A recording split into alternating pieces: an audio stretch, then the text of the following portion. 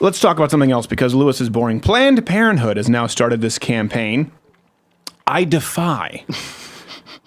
For people who don't know, Planned Parenthood. Now, when I saw this, I had to do a double take. I thought it was MTV. I thought it was Vox because it's like, I don't know if there's like a Final Cut or an Avid for social justice warrior editing software. There's a plugin. But it's the exact same as like that Flash Forward Saturday morning cartoon or like McGee and Me, where that cartoon sort of writing combined with real life. So they sort of I defy, and the whole idea is I defy your social norms. I defy your labels, and something about abortion in there somewhere. They did 3 videos. Let's get into them. You ready for some feels? Abortion is not a 4-letter word or something that we shouldn't be talking about. It's a medical procedure. People who think that abortion should be illegal are more likely to think that nobody that they know has ever had one or ever will. You probably do. I don't know. What's the procedure for insufferable bitches? They're still working on that.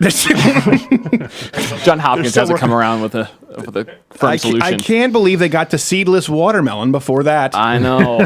First off, they say procedure, right? Procedure. This is a procedure. Let's remove what it is, abortion. And this is an argument the left uses all the time. Well, if you knew someone that way, Morgan Freeman did this with Islam. We'll talk about that later. Well, if you knew a Muslim, that wouldn't be the case. Well, if you knew a black person, you wouldn't feel that way. Well, if you knew someone had an abortion, you wouldn't. And then, by the way, if you say, well, if you knew a black person, you say, but well, actually, my half brother is black. Oh, you like that defends you? Look, I have a black friend. You just set it up so no matter what someone says, it can't be legitimate. This is a social justice warrior way, as we talked about with Reza Aslan. Now, that can kind of work. I understand. For example, I'm a fan of mixed martial arts, and a lot of people go, oh, it's a blood sport like Meryl Streep. It's a blood sport. It's horrible. Well, actually, hold on. These are the rules, and you explain it to them. This is why it matters. A lot of wrestlers from college, it's an opportunity to make a living. Oh, okay, I didn't understand that. Or if you knew someone, maybe so you think paintball is silly. Well, maybe if you knew someone, well, paintball is a great team building experience, and okay, I can understand. I know you play paint. I have a different perception. It's not the same with murder. That doesn't change the root cause of this. Right? The problem with people who are against abortion believe that it is murder. So, it's like saying, well, if you knew a pedophile. Like, oh, John, you like little kids? Yeah, I kick it. I screw them all the time. You screw kids? You screwed 4 kids? What are you, just small world?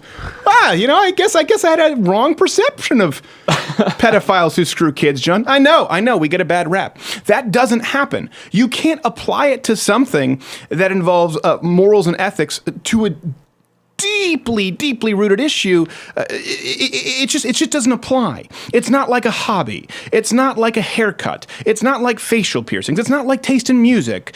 They apply this all the time. They take something that sounds relatively logical. Well, I guess if you knew, you'd behave differently. No, it doesn't apply to murder. Now, whether you believe abortion is murder or not, that's fine. That's a legitimate discussion we can have. You can't have it with someone like this because they go, it's not murder. There's not murder. It's a procedure. Well, let's discuss what that procedure is. Let's discuss when there's a beating heart. Let's discuss when there's a central nervous system. Let's discuss when it should occur if you believe in abortion during the pregnancy. Remember, it used to be abortion. I think Hillary Clinton spouted this line. Abortion should be safe, legal, and rare. Now it's abortion on demand at any time, period. And we're going to create a video with little graphics about it as part of a campaign that really sucks because there are more videos, if you can believe it. Finally, emojis represent the fact that not all of us are the complexion of sand. Now every time I clap, it's my hands clapping. Blackest Russian emoji. I can give you the brown girl painting her fingernails. Yeah! Well, we answered the question of purple-haired, one-handed black clapping. Any emojis yet for purple-haired, insufferable, entitled millennials? Yeah. They're yellow people. It might as well be the Joe Boxer branding campaign. It's a bumper sticker. Does anyone expect emojis to be representative of like an accurate depiction of the human form? Is that the expectation? About as much as I thought of cat dog as a real Animal Planet special. Emojis used to be smile face, neutral face, frowny face, and they were all yellow faces. Nobody cares. This is the new frontier for racial equality. Emojis that don't exist. It's not a real thing.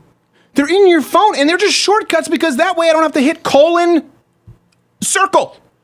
I don't have to hit colon end parentheses.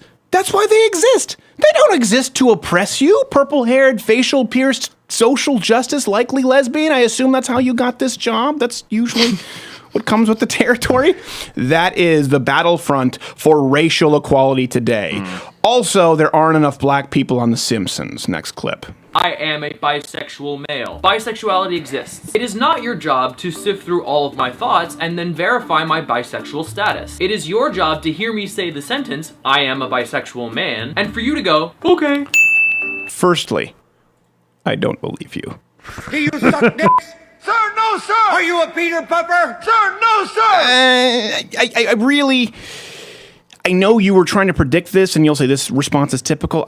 I'm not buying it. I bet you're the kind of guy that would a person in the ass and not even have the goddamn common courtesy to give him a reach around. I think that's an accurate assessment to make. Here's the thing. We'll even do a Maury Povich. I don't know how we would do the test on air. If you can find me one girl and verifiably prove that it's not a beard, I'll give you the studio. Do you suck dicks? Sir, no, sir! Bullshit, I'll bet you could suck a golf ball through a garden hose. I also love how this bisexual, cute, thinks that removing his shirt is somehow going to add legitimacy to this video. I didn't think about that. Who's the wardrobe stylist? It's like, okay, well, we don't want something that vibrates on camera, do you? I'm going to go shirtless to prove that I'm not totally gay. And isn't it the social justice thing here? It's your job. It's your job to just take what I say, and just accept it. Like, well, hold on a second. What if I'm curious about bisexuality? Like, how do you go one day from having sex with a woman to a sweaty man's buttocks? I'm curious. Can I ask a question? No, it's your job to say yes and accept what I tell you. That's exactly what it is with Reza Aslan. Oh, people who disagree with me, they're just bigoted, and bigotry is impervious to information or facts. Here, maybe someone has a legitimate issue to bring up or a question. No one really cares if you're bisexual. And when this guy is announcing I'm bisexual or homosexual, as will likely be the case within the coming decade in this gentleman, if they say I'm a homosexual, I'm bisexual, what they're really telling you, they're not saying I'm a gay boating enthusiast. They're not saying I'm a big fan of bisexual soccer. They're telling you their preference of sexual friction. This man is doing it on the outset. That's his handshake. That's his introductory experience to the Planned Parenthood bisexual. That's why people find it annoying. That's why people get uncomfortable, because no one really cares, and no one wants to know that within the first 5 or 10 minutes of knowing. We can tell that you're gay. That's more like third date material. It's more like third date material, which usually you find out anyway, especially if you're on a third date with Jared. People get uncomfortable with it because people don't want to immediately know your sex life. It's something personal and intimate. And you know what? I know you'll say straight privilege. Straight people don't feel the need to do that immediately upon meeting you. Oh, hey. Oh, hey. Jason, thanks for coming in today. Edward. Well, let's get started. I'll show you around. So I just want to let you know before any of this starts that I really like having sex with women. Straight sex. Okay. I get it. Well, let's... But do you really? I just need you to know this defines me. It's very important that I have lots of sex. Straight sex. My love for vaginas defines me. It's important you know that. Okay. I follow. Let's... No, but see, I don't think you do. Because I heard in your voice there a little bit of lack of acceptance, maybe some intolerance. I need you to know that this penis can't get enough of exclusively female vagina. And it's your job to understand that, salute and march out, accept it. This penis, vaginas. All day, air day. Okay. I understand, but can we get on with the job interview? Hey, if you like this video, subscribe by clicking the button that says subscribe. If you're not aware of it now, there's no way you're learning the internet at this point. I'm not going to help you. But this was clipped from my daily show, available exclusively to louderwithcrowder.com/mugclub members. If you're student, military, or veteran, enter in that promo code. It's less than $6 a month, and you get daily content. No more clips, plus this hand-etched mug. Oh, when I feel it, I got a chill like on the inside.